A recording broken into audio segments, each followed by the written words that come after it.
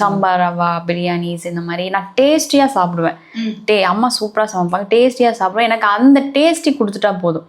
எனக்கு நீங்கள் வேறு எந்த இன்க்ரீடியன்ட் வேணாலும் போட்டுக்கோங்க, அது வெஜ்ஜாக இருந்தாலும் சரி நான்வெஜ்ஜாக இருந்தாலும் டேஸ்ட் மேட்ச் பண்ண முடியும். நீங்கள் இப்போ நிறையா ஹோட்டல்ஸில் பார்த்தீங்கன்னா வெஜிடேரியன்லேயே நம்ம நான்வெஜ் டேஸ்ட் பண்ணுறாங்க இல்லையா? ஃபார் எக்ஸாம்பிள் அந்த மாதிரி நான் டேஸ்ட் பண்ணி அந்த லோ கேலரிஸ் இருக்க ஃபுட்டை நான் எடுத்துக்குவேன்.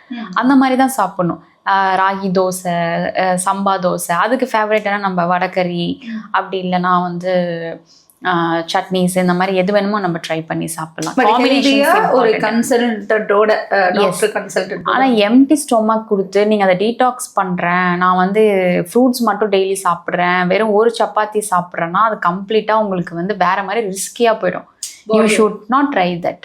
அதை நீங்கள் ஒரு சப்பாத்தியை சாப்பிட்டு ஒர்க் அவுட் பண்ணீங்கன்னா உங்களோட பாடி என்ன ஆகும்?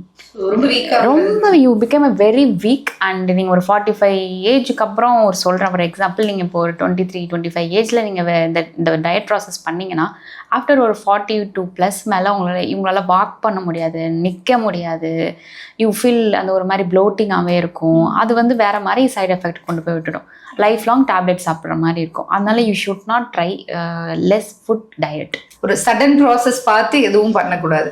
பிரேக்ஃபாஸ்ட்டு ஹெவியாக சாப்பிட்ணும். அது ஒரு ஸ்லோகனே இருக்குது. லைக் எப்படின்னா, ஈட் லைக் பெக்கர் பிரேக்ஃபாஸ்ட்டு, அப்புறம் ஈட் லைக் கிங்கும் குயின் மாதிரி லஞ்சு சாப்பிட்ணும், அப்புறம் டின்னர் வந்து கொஞ்சம் லைட்டாக சாப்பிட்ணுங்கிற மாதிரி ஏதோ ஒரு ஸ்லோகன் இருக்குது. ஆர்டர் ஒன்று இருக்கு, ஐ ஃபர்கெட் தட். அந்த மாதிரி சாப்பிட்ணும் ஆக்சுவலாக.